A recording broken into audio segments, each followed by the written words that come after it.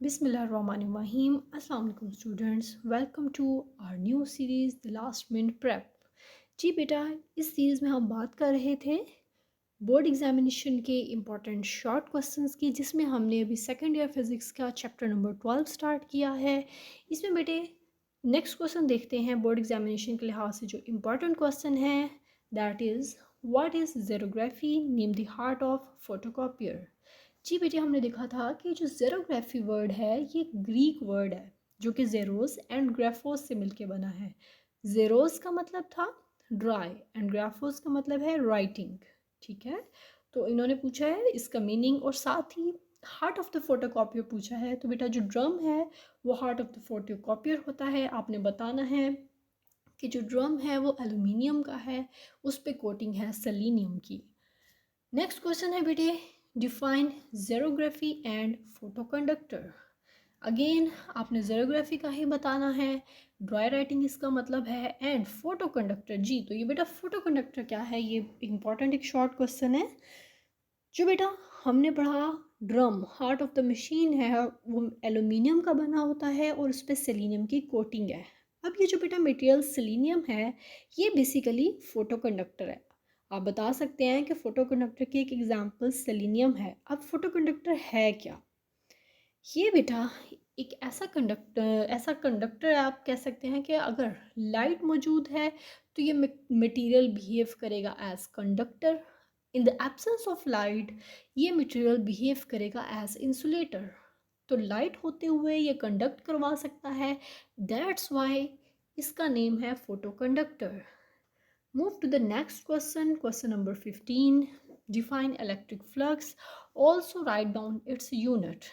जी बेटा, तो ये जो फ्लक्स का आर्टिकल है ये आपको पेज नंबर 9 पे मिल जाएगा। हमने देखा था कि फ्लक्स क्या है। फ्लक्स को डिफाइन हमने किया था, number of field lines passes through certain area element is known as electric flux. आप बता सकते हैं इसका सिंबल फाई है और साथ ही आप इसका फॉर्मूला भी लिख सकते हैं, फाई इक्वल होता है ई डॉट ए के। फिर बेटा हमने पेज नंबर 10 इस आर्टिकल के लास्ट पे इसका यूनिट देखा था, न्यूटन मीटर स्क्वायर पर कूलम। फिर बेटा मूव करते हैं नेक्स्ट क्वेश्चन की तरफ, which is state Gauss's law and right it's mathematical form. Gauss's law बेटा आपको पेज नंबर 12 पे मिल जाएगा, जिसपे इसकी डेफिनेशन लिखी हुई है, the flux through any close surface is 1/ε0 times the total charge inclose in it. Flux किस चीज़ पे डिपेंड करेगा, 1/ε0 टाइम्स कितना चार्ज इनक्लोज किया गया है किसी भी क्लोज सरफेस के अंदर। साथ बेटा इसका मैथमेटिकल एक्सप्रेशन आपने लिखना है कि फाई इक्वल होता है Q/ε0 के। जी तो बेटा नेक्स्ट क्वेश्चन नंबर 17 है, find the electric intensity of field inside a hollow charge sphere. बेटा ये सेम क्वेश्चन है जो हमने लास्ट टाइम भी डिस्कस किया था कि is E necessarily zero inside a charge rubber balloon, जो कि आपकी बुक का ही शॉर्ट क्वेश्चन था। मैं आपको अगेन रिमाइंड करवा देती हूँ, अगर आप बुक का शॉर्ट क्वेश्चन नंबर 7 देखें तो सेम यही क्वेश्चन है, बस वर्डिंग डिफरेंट है। ओके तो पेज नंबर 12 पे इसकी डेरिवेशन है, सिमिलर डेरिवेशन है जो कि आपने क्वेश्चन नंबर 17 में करनी है। क्वेश्चन नंबर 18 देखें, derive the relation of potential gradient, give its SI unit. जी तो बेटा अगर आप पेज नंबर 16 पे देखें बुक के, तो वहाँ पे आर्टिकल है पोटेंशियल ग्रेडियंट का। पोटेंशियल ग्रेडियंट बेटा हमने क्या देखा था, इसकी हमने डेफिनेशन की थी, the quantity delta we over delta R gives the maximum value of rate of change of potential with distance. ये बेटा हमारे पास पोटेंशियल ग्रेडियंट की डेफिनेशन है। साथ ही इन्होंने पोटेंशियल ग्रेडियंट का यूनिट पूछा है। तो बेटा अगर आप पोटेंशियल ग्रेडियंट का यूनिट निकालना चाहेंगे तो आप देखिए पोटेंशियल का यूनिट वोल्ट है और डेल्टा आर डिस्टेंस इसका यूनिट है मीटर। ठीक है, वोल्ट और वो मीटर इसका ऐसा यूनिट बनेगा। Move to the next question, question number 19। Define electron volt and prove that 1 electron volt equal to 1.6 10⁻⁻19 joule. Electron volt ये आर्टिकल बेटा पेज नंबर 19 पे, इसको हम डिफाइन कर सकते हैं, the amount of energy equal to 1.6 electron volt, वो amount of energy जो कि इतनी वैल्यू इन जॉल्स के इक्वल हो, उसे हम कहेंगे ये 1 इलेक्ट्रॉन वोल्ट है, इसको 1 EV से डिफाइन किया जाता है। और इसको ड्राइव कैसे करना है, तो बेटा इसकी डेरिवेशन भी आपको स्क्रीन पे शो हो रही है।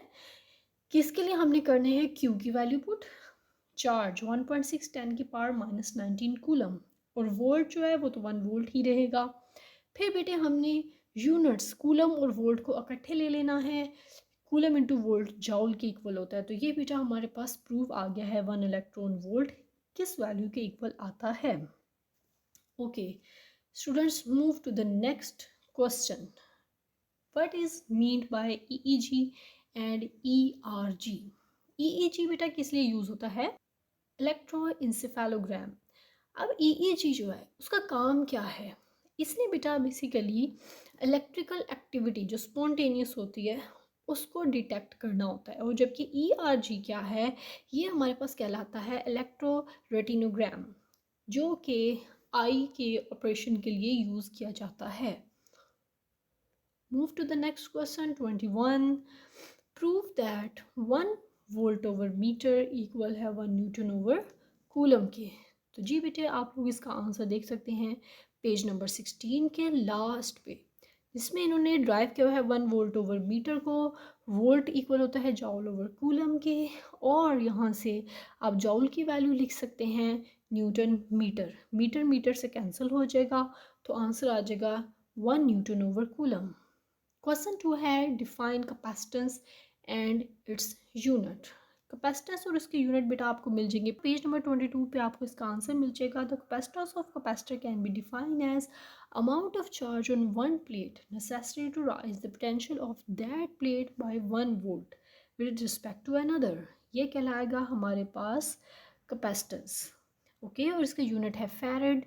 उसकी डेफिनेशन भी बेटा आपको शो हो रही होगी। Capacitance of capacitor is 1 farad if charge of 1 coulomb give to 1 plate of the parallel plate capacitor produces a potential difference of 1 volt between them।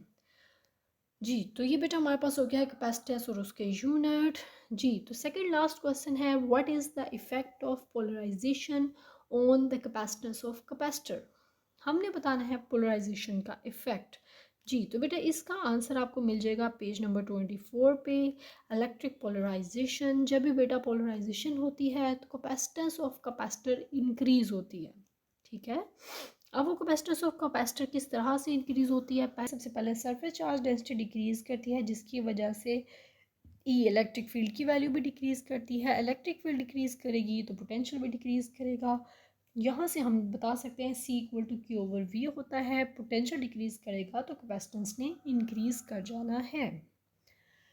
Last question, define the term time constant.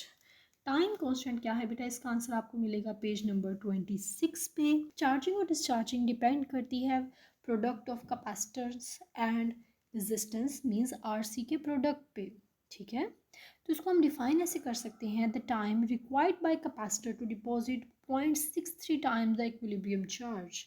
ये हमारे पास definition आ जाएगी time constant की। तो बेटा यहाँ तक हमने chapter number 12 के तमाम इम्पॉर्टेंट शॉर्ट क्वेश्चन जो कि बोर्ड एग्जामिनेशन के लिहाज से इम्पॉर्टेंट है वो देख लिए हैं। आप उनको बहुत अच्छे से प्रिपेयर कर लेना है, तो चैप्टर 12 से इंशाल्लाह कोई भी ऐसा क्वेश्चन नहीं होगा जो आप अटैम्प्ट ना कर सकें। ओके बच्चों, थैंक यू सो मच, अल्लाह हाफिज़।